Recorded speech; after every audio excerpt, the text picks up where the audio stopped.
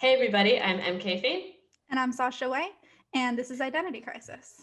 Last week on Identity Crisis, we talked about logical fallacies and how to examine arguments to help you discover what you actually believe on a series of issues.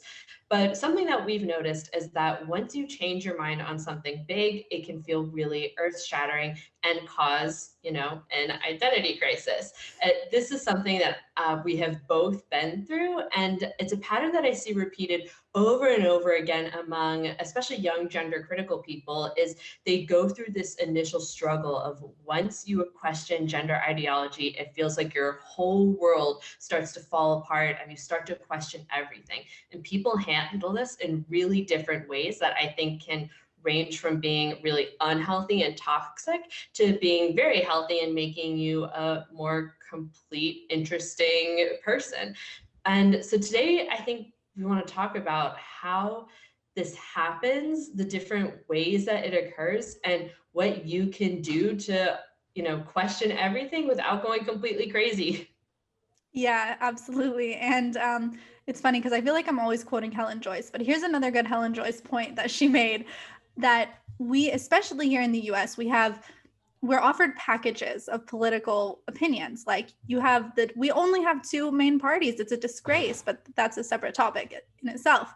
But if you find yourself on the Democratic side of the aisle, you're offered this package. And one of the things in the package is gender identity ideology. So if you find yourself rejecting that, you can feel like you have to reject the whole package, or you have to find a completely new political space, or you just have no idea where you're politically situated.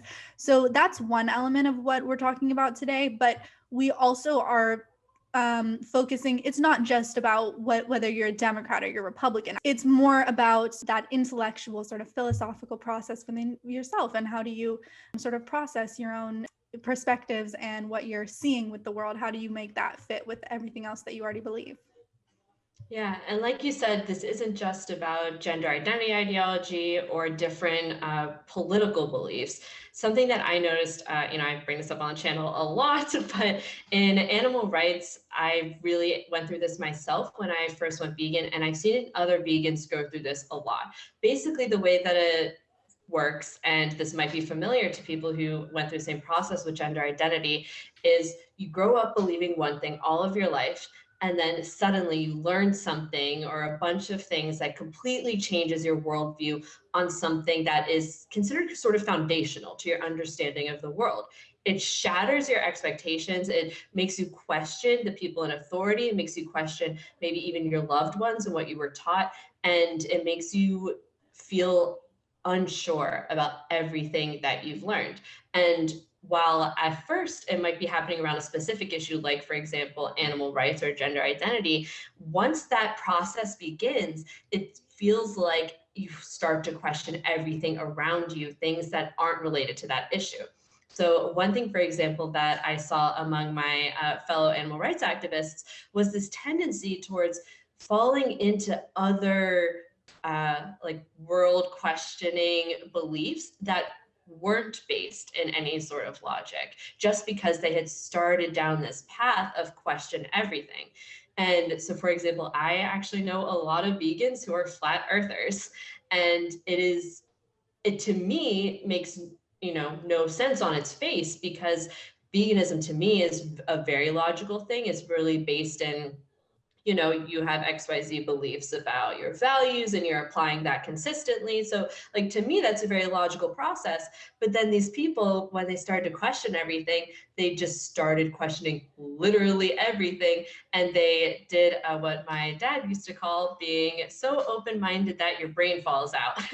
And they started to fall for other conspiracies like flat earth and things with no evidence and no logic behind them. And so, Sasha, has this ever happened to you? Yes, it has. And the example that's coming to mind is so funny because it's actually, well, it is what you're saying. It's when I first learned about radical feminism, and I started to question all this male authority and male knowledge and teachings and values and principles. So as a younger person, like when I was in high school, I was really enamored with these lofty ideals of due process and innocent before proven guilty. I was like a mock trial nerd, and I was always a defense attorney. So I was really, really big on this.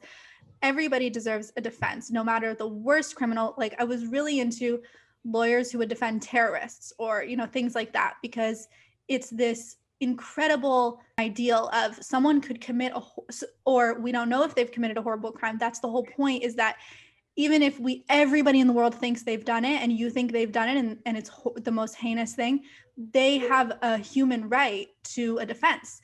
And that's something that protects all of us, so that we can't just be thrown in the dungeon on the whim of the king. And those values were so important to me. And I was learning more and more how they were not actualized, and how they are not actualized in our system. There are these beautiful concepts, just like the Constitution has this beautiful concept of freedom, and yet our country was founded with slavery. But as I became more of a feminist, and then the Me Too movement arose, there was this real backlash against those concepts, which I consider some of the most important concepts. And as people know, there was this like "Believe Her" movement and slogan. And I think that I got a little bit swept up in it, and I lost my ability to differentiate between believing and supporting women in a feminist way and then throwing out, you know, due process and the concept of going along with a mob. And when someone points their finger and says guilty, that we all rush in and say guilty, guilty, punish that person. And I think that it was really easy to go along with that because it felt so righteous. Like, I want there to be retribution and justice. And that's kind of what social justice is all about. I find it really interesting that the word freedom is like not cool for social justice warriors. It's like, oh, what are you, a right winger? Freedom? Like, oh, my freedom fries, you know, like it has that connotation now, which is quite sad. And justice is so important, but so is freedom.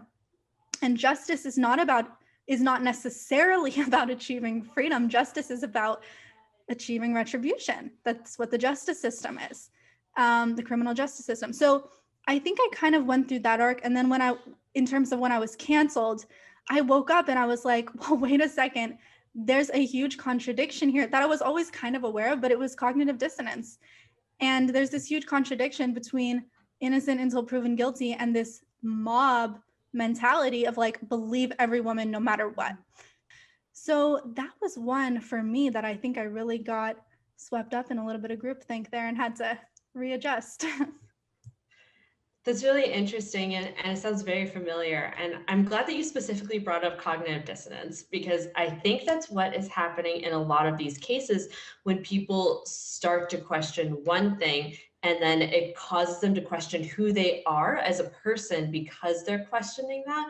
And then they feel the need to shift their identity to align with who they think they are or need to be. So when people start to go down this like question everything rabbit hole, I've noticed that there are three different sort of like unhealthy ways that people can handle this. The first, especially in the gender identity world, is people will go full right wing. They'll, you know, Ariel Scarcella is a good example of this. And, you know, I like her, I have no issue with her, but she's a good example of it. So she started to question gender identity ideology and was a pretty classic liberal up till that point, in pretty much any way that I guess I could think of. Then when she was attacked for being gender critical, she started to align herself more with conservatives because they were the ones who were supporting her, listening to her, and giving her a platform. Right. And the more that she spoke with conservatives, you got to sort of watch her journey because she's a YouTuber, the more we saw her decide that she was conservative herself.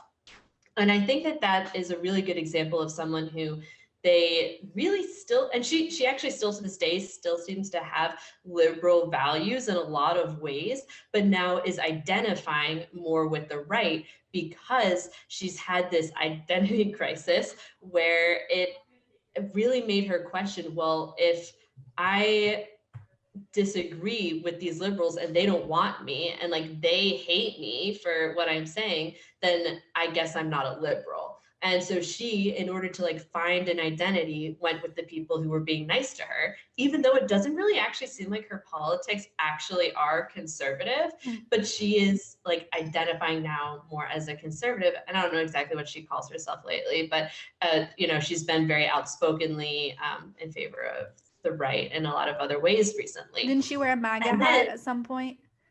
Yeah, and not I that think I that she has, condemn, not that I'm the type of person who condemns everyone who wears a MAGA hat, but I think I saw that.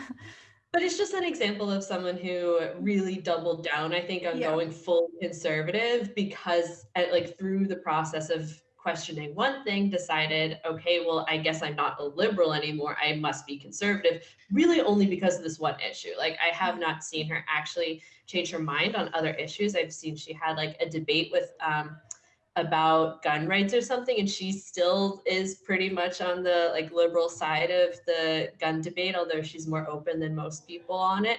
And it was just a really interesting example of someone going full right wing. And I see this online a lot as well, of people who start to question gender identity, and then we kind of watch this like YouTube algorithm progression of, you know, adopting more and more right-wing beliefs.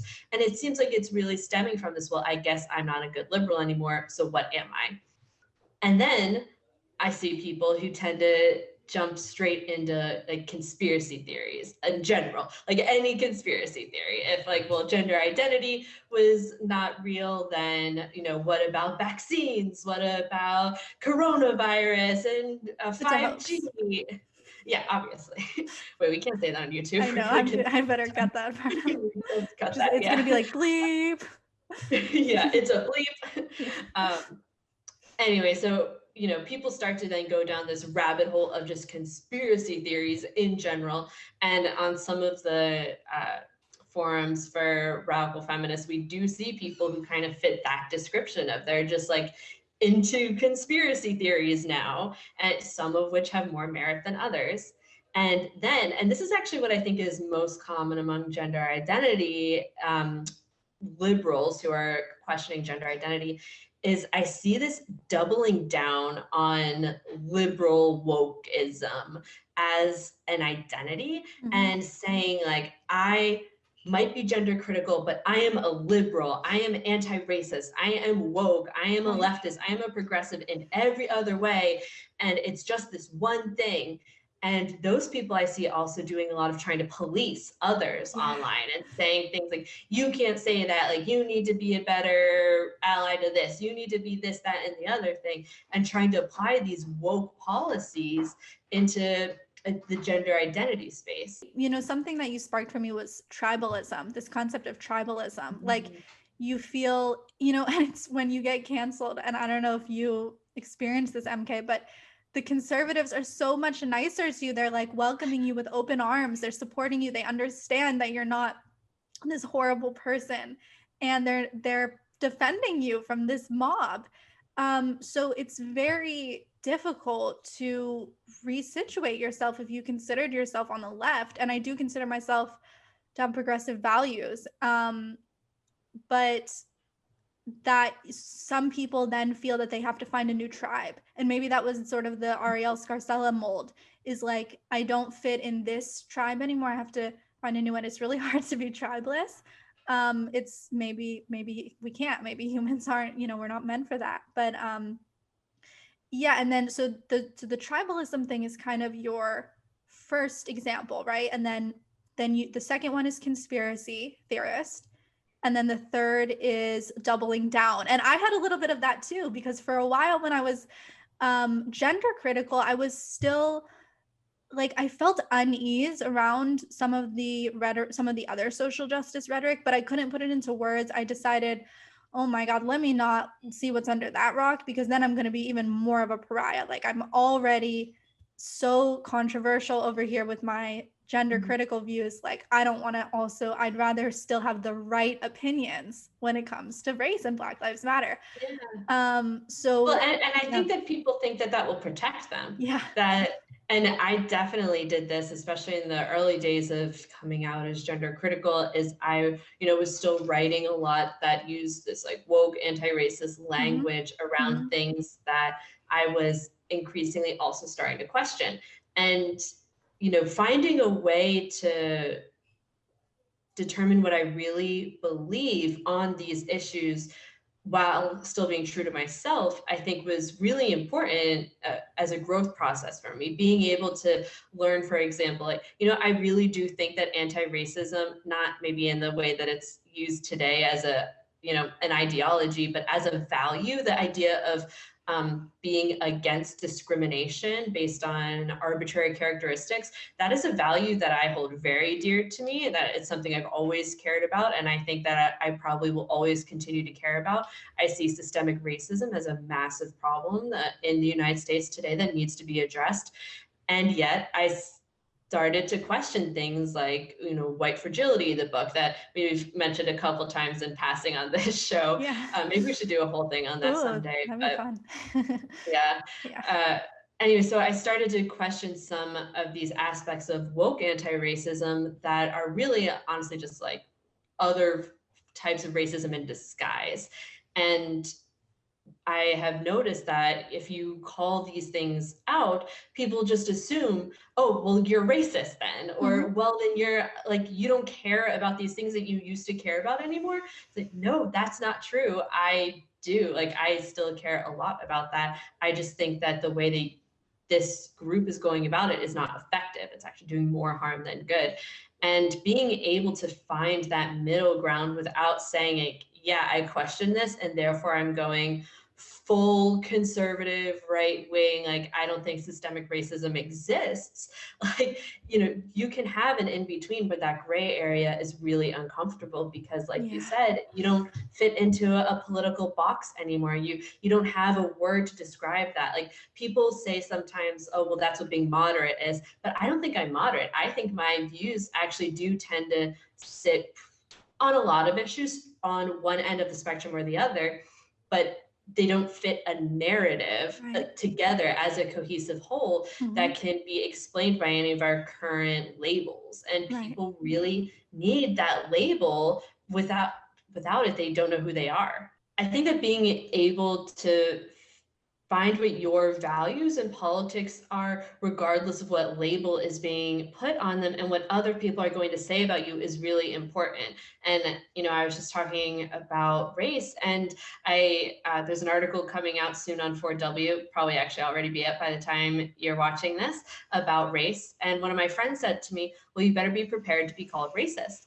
And my thought on that was, it doesn't really matter what people call me, because I know what's in my heart. I know it's in my head. I know that I am not racist. And I know that that I actually care a lot about ending what racism that is real. And so what people want to call me is irrelevant. But I think that it's an identity question. It's because, well, if other people see you as something that you don't think you are, then you feel the need to align yourself one way or another to prove, okay, well, I'm not racist, and therefore I'm going to fit myself perfectly into this woke liberal box. Or alternatively, I've seen people who, if they get called racist enough, then they're fine, maybe I am racist. And then they just decide, like, I guess I'm just going to be racist now. And maybe they're not actually racist in their heart. Like, they're just saying, like, fine, like, you want to call me this, I am going to be the monster you think I am. And, I see that with people who get radicalized online and then, continue down that rabbit hole. So I think that finding like a way to question things, but not applying it to an identity label, is really important. And, I think in one of our early episodes, Sasha, you talked about how you don't identify as a radical feminist. And sometimes I really appreciate that and start to question, well, maybe even for myself, I think that my ideals, my values, like, really do align with radical feminism. So, there's very few points of differentiation there. But when you have a label, you are sort of forced by the others who share that label to fall in line. And being label free is a way to maintain control over your own mind. And I think that's really powerful. The point is being able to not just go along with something because it's what your tribe, your identity group, your political affiliation tells you to believe, but then actually thinking for yourself. Yeah. And it's so ironic because when someone becomes gender critical, they have already done that once. Like if, especially if you're coming from the left like we are, then you've already done it once. You've questioned what your tribe told you, but then it's almost like questioning and can become your new identity. And so then that can send you spiraling down these other paths. Or you can say, I'm not going to be the questioner. I'm not going to be different. I need to be exactly in every other way what the left tells me. Mm-hmm. And so I think that I want to just really encourage people to really try to make up their own mind on pretty much the whole range of issues and not just fall into the trap of, well, if I am gender critical or a radical feminist, I must think that, or I must not be a leftist, or I must not, I must believe other conspiracy theories, etc., and find a way to look at what your values are that led you here and then apply those values logically and consistently. Yeah. And I really liked your point about the what you know yourself to be and believe versus how other people perceive you. And as we've seen time and time again, this perception being tantamount is a pattern on in the woke left, and we see it with transgenderism and gender Yeah. theory where what you are perceived as is what you are. It makes no sense, and that's why Super Straight had to stand up and say like if I'm like, if I'm a straight man, because this is like Super Straight, then I'm not attracted to a man who's dressed like a woman. That's still a man. Right. And this is also offensive to gay people. So anyway, this has been said. Has this ever been said before? But yeah, so that made me think of like a lot of people right now are really obsessed with perception. And like I said to you, MK, before we started recording, that makes you the polar opposite from the people who post black squares on their Instagram, because all they care about is perception. They don't care about the actual issues like you do. They just want to look like they have the right opinion. It's like this stamp, this label. And this is an It's the example where validation. It's it's a a desperate yeah. need for validation. What Yeah. other person sees me as is what is true about me. If Mhm. other people see me as anti-racist, I am anti-racist. If I can get others to use female pronouns for me, then I am a Yeah. female. Like Mhm. it's the idea that validation is the only thing that matters. Yeah. And if we're able to question validation as like important in gender identity, then we should be able to question that in our other aspects of identity. If someone calls me a conservative, I laugh because I know it's not true. I Mhm. barely even feel the need to argue with it anymore Right. because it's like, it's just so objectively not true. Anyone can, I write a lot. And so anyone can actually read my writing and try to find what I actually believe in that. And Yeah. there's just so little that could be even remotely characterized as conservative on any issue. Yeah. And you can tell that it's just a way to try to pin you in a box, and that really does cause though people to have this crisis of, well, what am I? Mhm. You can just be you. Like, you don't have to have Yeah. a tribe, you don't have to be conservative, you don't have to be liberal, you don't have to be woke, you can just be an independent thinker. And I maybe independent thinker is your tribe, and Yeah. those people tend to be the most interesting. They sure as hell do. I've been learning that ever since I got canceled. It's been such a blessing because I would have never been in this community of heterodox thinkers.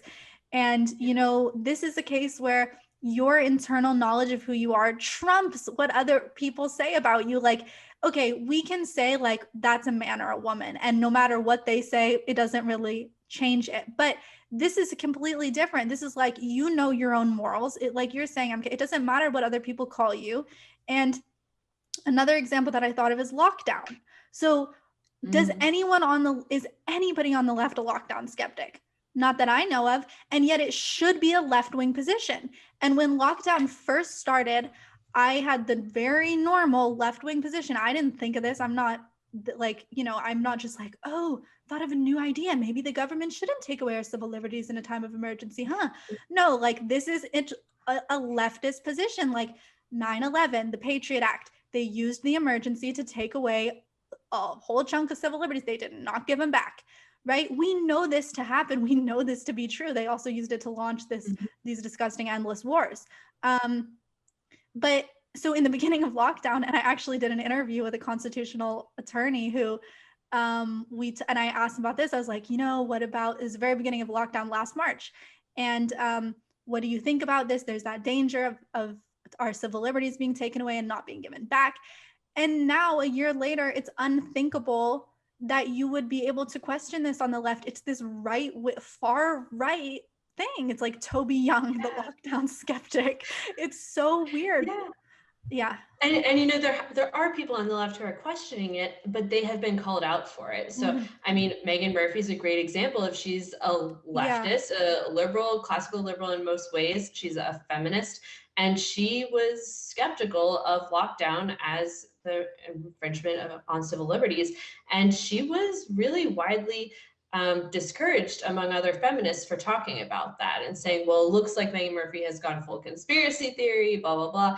And, some people might listen to the first half of the show and think, oh yeah, like Meghan Murphy, who went full conspiracy theory on COVID. But I think this is a good example. I think I actually told you this story already, Sasha. Hopefully I didn't tell it on the podcast already, but there's, some women on Spinster, the feminist website that I run, where they were talking in the beginning of COVID about how they saw this as a threat to women's rights and how they were concerned that lockdown would harm women.